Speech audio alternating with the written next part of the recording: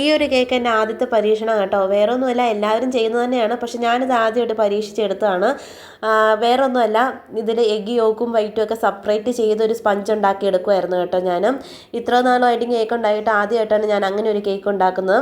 അതുകൊണ്ട് തന്നെ അതിൻ്റെ സ്പഞ്ച് നന്നായിട്ട് വരികയും ഇനി മുതൽ അങ്ങനെ തന്നെ ചെയ്യാമെന്ന് വിചാരിച്ച് അങ്ങനെ ഞാനൊരു 2-3 കേക്ക് ഉണ്ടാക്കിയപ്പോഴത്തേക്കും കേക്കിൽ സ്പഞ്ച് നല്ല സോഫ്റ്റ് ആവുകയും, കേക്കിൽ സാധാരണ ചെയ്യുമ്പോഴും സ്പഞ്ചിന് സോഫ്റ്റ് ഉണ്ട്, എന്നാൽ അതിനെക്കാട്ടിലും നന്നായിട്ട് സോഫ്റ്റ് ആവുകയും കേക്ക് നല്ല രീതിയിൽ പൊങ്ങി വരികയൊക്കെ ചെയ്തായിരുന്നു കേട്ടോ.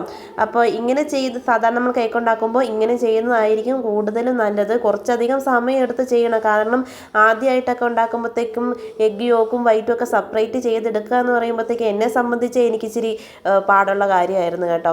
അപ്പോൾ അങ്ങനെ ചെയ്തെടുക്കുകയാണെങ്കിൽ നല്ല സ്പഞ്ചും നല്ല ഇച്ചിരി സ്പഞ്ച് നല്ല പൊങ്ങിയും കിട്ടും കേട്ടോ. അപ്പോൾ ഇത് ½ kg റെഡ് വെൽവെറ്റ് ആയിരുന്നു. നമുക്ക് പ്രത്യേകിച്ച് ഡിസൈനും കാര്യങ്ങളൊന്നും പറഞ്ഞില്ലായിരുന്നു, ഇതെൻ്റെ ഇഷ്ടത്തിന് ഞാൻ ചെയ്തെടുത്തൊരു ഡിസൈനാണ്. അപ്പോൾ വീഡിയോസ് എല്ലാവർക്കും ഇഷ്ടപ്പെട്ടാൽ ലൈക്ക് ചെയ്യുക, സബ്സ്ക്രൈബ് ചെയ്യുക കേട്ടോ.